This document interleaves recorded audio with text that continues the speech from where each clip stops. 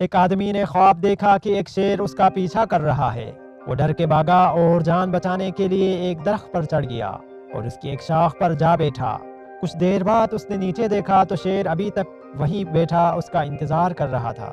اس نے ادھر ادھر نظر دوڑائی تو کیا دیکھتا ہے کہ درخت کی جس شاخ پر وہ بیٹھا ہے وہاں دو چوہے چکر لگا رہے ہیں۔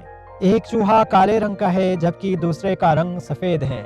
شاخ بہت جلد زمین پر گر جائے گی۔ اسی خوف کے چلتے ہی نیچے دیکھا تو اس کے اوزان خطا ہو گئے، کیونکہ اس شاخ کے بالکل نیچے کنواں میں ایک بہت بڑا سانپ منہ کھولے بیٹھا ہے کہ جب آدمی گرے تو سیدھا اس کے منہ میں آ جائے۔ یہ شخص سہارا تلاش کرنے کی خاطر ادھر سے ادھر دیکھتا ہے کہ کوئی شاخ ہو جسے وہ پکڑ سکے۔ وہ دیکھتا ہے کہ ساتھ والی شاخ پر شہد کی مکھیوں کا چھٹا ہے اور شہد کے قطرے اس میں سے گر رہے ہیں۔ آدمی ان قطروں کا ذائقہ چکھنا چاہتا ہے۔ وہ شہد کے قطروں کو چکھنے کے لیے زبان باہر نکالتا ہے۔ شہد بہت لذیذ اور مزیدار تھا۔ پھر وہ ایک کے بعد دوسرے قطرے کو چاٹنا شروع کر دیتا ہے اور نتیجے کے طور پر وہ شہد کی شیرنی کے نشے میں اتنا کھو جاتا ہے کہ وہ بھول ہی جاتا ہے کہ جس شاخ پر وہ بیٹھا ہوا ہے اسے چوہے کتر رہے ہیں، اور زمین پر شیر اور اس شاخ کے بالکل نیچے کنویں میں سانپ اس کے گرنے کا انتظار کر رہا ہے۔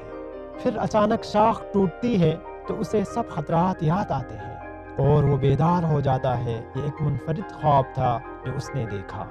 وہ اس خواب کی تعبیر تلاش کرنے کے لیے گھر سے نکلتا ہے۔ آخر اسے خواب کی تعبیر ملتی ہے۔ اوہ شیر جو اس نے دیکھا وہ اس کی موت تھی، جو ہر وقت اس کا پیچھا کر رہی تھی اور جہاں بھی وہ جاتا اس کے پیچھے پیچھے چل پڑتی ہے۔ وہ دو چوہے کالا اور سفید دن اور رات ہیں۔ وہ چکر لگا رہے ہیں، ایک کے بعد دوسرا آ جاتا ہے، یہ اس کا وقت کھا رہے ہیں اور اسے ہر لمحہ موت کے قریب کر رہے ہیں۔ وہ کنویں کے اندر کالے منہ والا بڑا سانپ اس کی قبر ہے، وہ اس کا انتظار کر رہی ہے کب وہ آئے گا۔ وہ شہد کا چھتا دنیا ہے اور اس سے ٹپکتے قطرے اس کی رنگینیاں اور دل فریبیاں ہیں۔ دوستو، اس خواب کی تعبیر ہم سب پر بھی صادق آتی ہے۔